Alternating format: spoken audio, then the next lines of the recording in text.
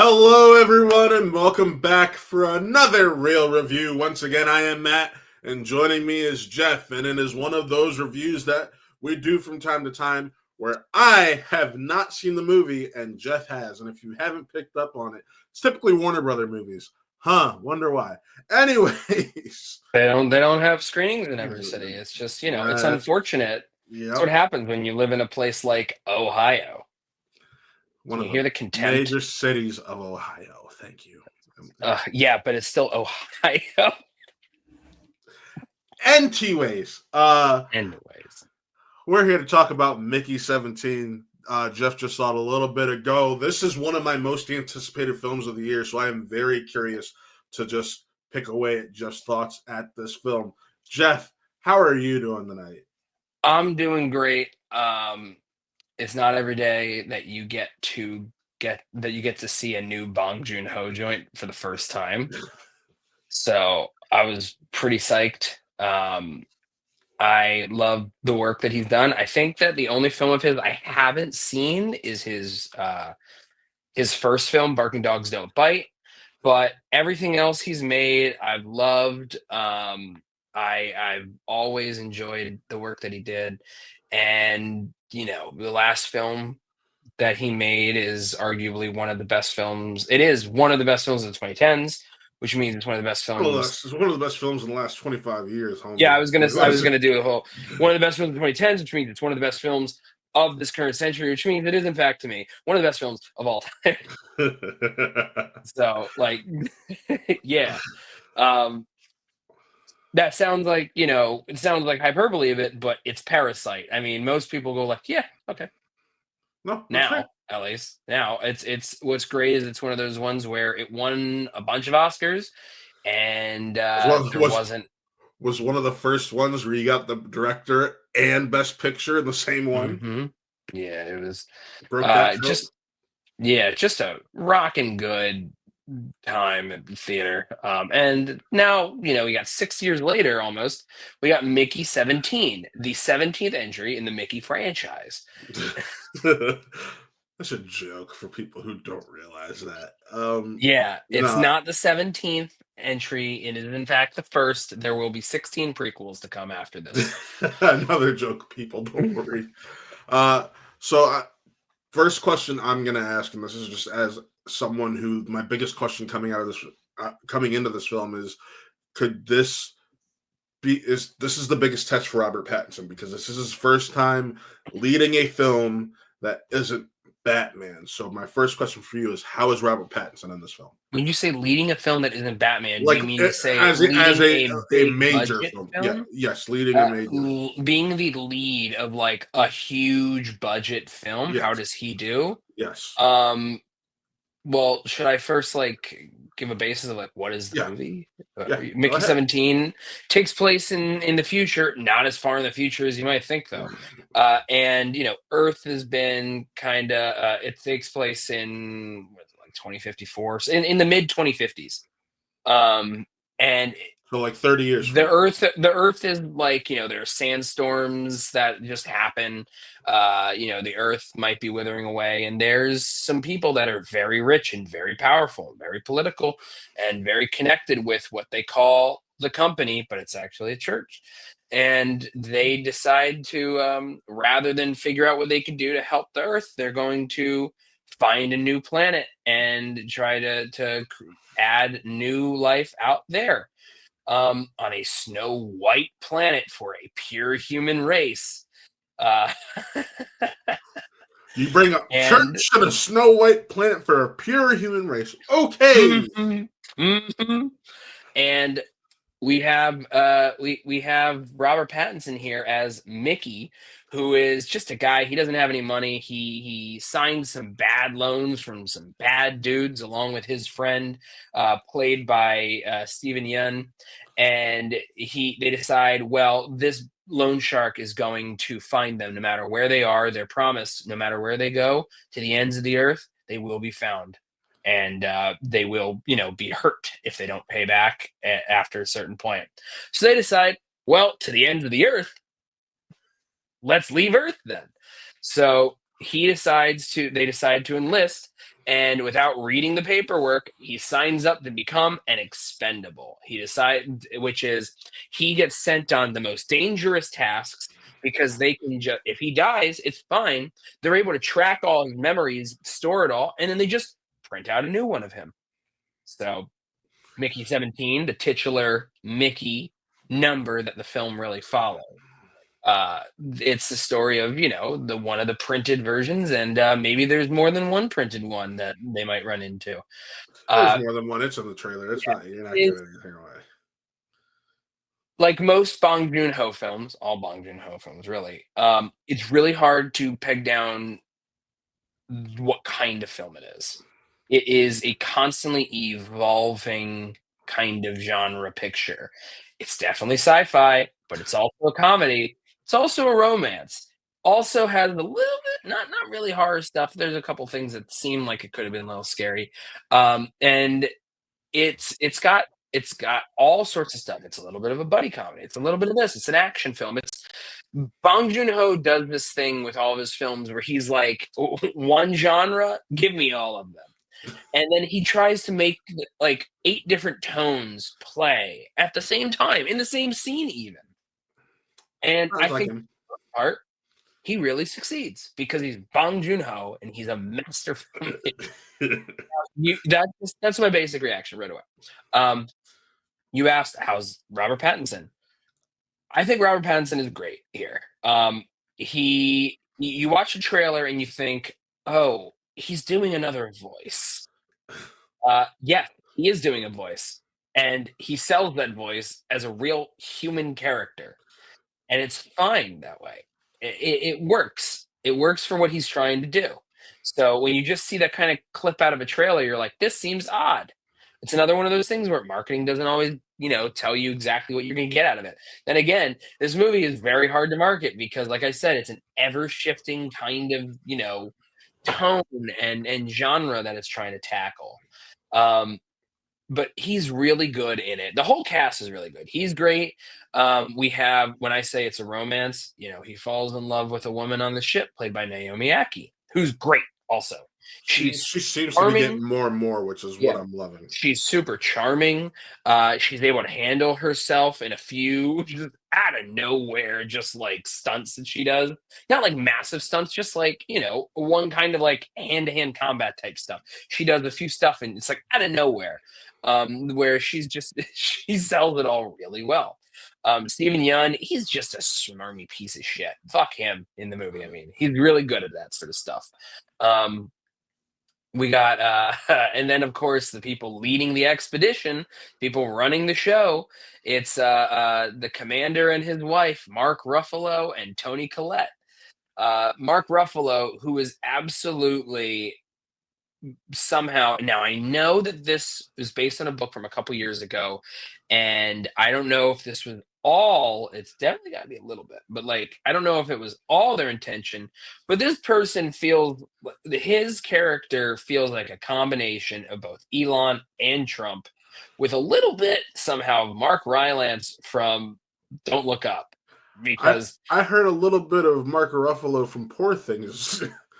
a little bit of that. Now, the more you listen to him, I thought that too from the trailer, but that's just like he's a man who has lost a few elections in a row, and he's tied himself with this mega church corporation to become their lead commander on this expedition that they're doing. So he is, oh, well, it doesn't matter that he lost. He's going to just create a new extension of the human race all for himself instead, just on a new planet. Leave the Earth instead of help it. Very Elon. There's all sorts of stuff there. The teeth, really, and the leaving the Earth to go inhabit a new Earth. That's also like when I say Mark Rylance from Don't Look Up, down to the fact that like Mark Rylance's teeth are like this the whole time as he talks through, and I can't even do what he does because the teeth that he has. But Mark Ruffalo somehow is able to speak while almost constantly feeling like he's baring his upper teeth. It's kind of like a marvel to watch, like because it seems like it's really just like difficult to be able to like talk like that, and he's able to do it. Tony Collette is just like every like she's first of all, we all know Toni Collette is incredible. Yes. She's able to take all the ditzy stuff that she's great with all the conniving and secretly like ingenious stuff she's also very good with, and she's able to play them both at the same time. We have this doofus moron leader running this group, and then we have she's just the wife, and she's constantly correcting, giving him the ideas immediately before he says stuff, because she's actually the one who's really thinking behind the scenes for him. She's great. They're all the cast is all just really good. Robert Pattinson, he's able to convey how like he's able to really do a good job with the wavelength of like black comedy humor in this movie. You are able to feel for him constantly because he's a character who dies over and over and over again. But it's not one where it's like, oh, well, we're just resetting the day. No, the days keep going. He just keeps coming back to life through this printing machine. They're 3D printing people. Just him though, because it's illegal on Earth. Yeah. So it's just him. It's not his friend and him, because before you said he and his friend both. He and his friend both go on the same expedition, but his friend Steve Young, he just becomes a pilot for like a ship for like a ship stuff, and then he does other work within the actual within like the ship itself. But Robert Pattinson signed up specifically for the expendable program because he doesn't have any skills. He doesn't really know how to do anything. So he's just like, I'm just trying to get off of this thing here. I just want to survive, which is very funny. He wants to just survive. And what that means is he has to die over and over and over again. So it's the irony of it. It really plays a lot with the idea of, when it comes to death and taking death seriously. And how do I put it then? It feels dark and melancholy, and yet also very funny and thrilling and exciting and weird. There's so many weird things that happen in this movie. It's such a strange beast. I dug it. I dug it a lot. It's when it comes to Bong Joon Ho, I think now I'm able to understand his approach more now that I've seen all of his films except for his first film still. I'm able to get what he's going for a bit more, but even still, when I didn't know who he really was and I didn't see a lot of his other stuff, when I watched Snowpiercer for the first time, I thought that's exciting. It took me a few times over the years to like lock in with it.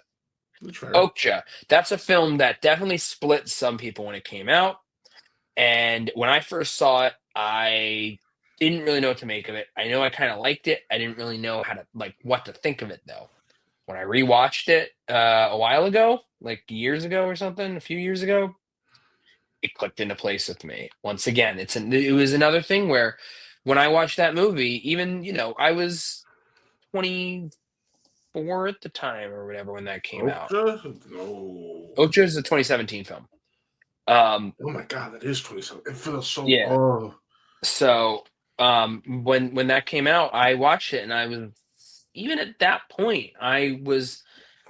Get Out came out earlier that year, just as an example, and I was able to get that immediately in terms of like juggling multiple different genres at once. But something about Okja there's this weird, singular, idiosyncratic thing with Bong Joon Ho that didn't click with me that time. And then I rewatched it and I was like, I get it now. Like, it's the end of that one season of It's Always Sunny where Mac is doing interpretive dance, and it's that GIF image of the camera slowly panning up to Danny DeVito. The joke is he doesn't understand why Mac is gay, and he sees Mac dance, and then it sees him, and he sees him dance, and he goes, I get it now. That was me with Okja. That the second time I watched it, I get it. This one, I get it. I think that I really liked it. I think that with time, it will sit with me, and I will like it more on rewatch. Fair enough. Fair enough. So if you're going to give it a rating, what are you going to Well, give this before film? before that, I just want to say a couple more things real quick. The score, once again, by it's if I'm not mistaken, it's the same guy, Jung Jael. Jael, yeah, he did the music for Parasite, which was an outstanding score. He does the music for the main title theme music for Squid Game, which was also good. He's done, Bong Joon Ho music. Very interesting score. It's somehow operatic and then it's playful and it goes right into the whole.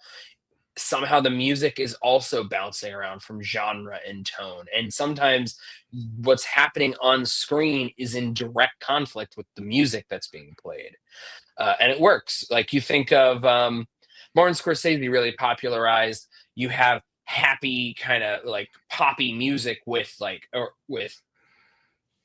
or rock music that you don't think about it at the time. Now you definitely do, with obscene scenes of violence. Those things that contrast with each other, they shouldn't be together, and now they are. And it makes you feel a sort of way. I think this was very similar in that way. Darius Kanji shot the hell out of this as well. There are sometimes where I'm like wondering, I'm interested in. I wonder if there's like some like backdrops that feel like maybe they could have been, taking a little more time to finish. But I bet you some of that stuff is just WB. Just like every studio nowadays, they try to cut corners where they can, even on big budget stuff. But there's so much about this movie that looks great too. There's the frozen tundra of this new planet called Niflheim, by the way. Um, That sounds very familiar. Yeah, because I believe Niflheim is like that's The ice hell planet. planet from that's the ice. Niflheim is like hell in God of War. It's Okay. the icy underworld. So funny that they're going to hell because they're the church. I'm not gonna lie. I thought my mom went to MCU where the Frost Giants were. Doesn't matter. Same thing. Same place, yeah. Same basic thing because they're all pulling from Norse Right. mythology. So we're thinking the same wavelength. Just different interpretations of the same exact source. Yeah, exactly. And he's able to shoot that. It feels so different from the industrial tech that feels kind of grungy on the inside of the ships there. And he's once again, Darius Kanji is just one of the best cinematographers working today. He has been for the last 30 years. So and I think that he does a great job here as well. There's a couple like clunky things, like sometimes dialogue can be a little clunky. I had a question or two about some stuff, and then occasionally the movie will like end up saying something, and I'm like, okay, I guess that makes sense. And like if you're questioning this too, I guess it makes sense that I'm questioning it, and it's not necessarily a flaw. I wish it was maybe a little more fleshed out, not necessarily like something that hinders the film. The pacing is pretty good. I think it could have been a little tighter in a couple spots. It's 137 minutes long. Maybe you could have made it 130 minutes, maybe. Did you say 137 minutes long? Yeah, 137. So a little over 2 hours. It's a little over 2 hours. I know. I'm going to it Thursday night at 9:30 at night. So after a half an hour of trailers. That sounds like a you problem. Yeah. So, anyways, I really dug the film. I'm a big fan of it. At the time of this recording, where I've only seen like 10 movies this year from 2025, Probably it's my favorite of the year at the moment. I give it a 4 out of 5. 4 right there. Look at that. Only 4. It's a 4 out of 17 technically. Well, Geoff, thank you for giving us your thoughts on Mickey 17. And for those other people out there, be sure to check out our real talk we did the other day of Oscars post show, going over our favorite moments and surprises and whatnot of the ceremony. And also be sure to check out our sister channel, What Real Gaming. That is just where our Twitch streams go to live after the fact. And it's Twitch, which also means follow us on Twitch, twitch.tv/WhatReal, and like above Geoff's head over there. But with that, folks, signing off, I am Matt. This was another Real Review, and we'll see you next time.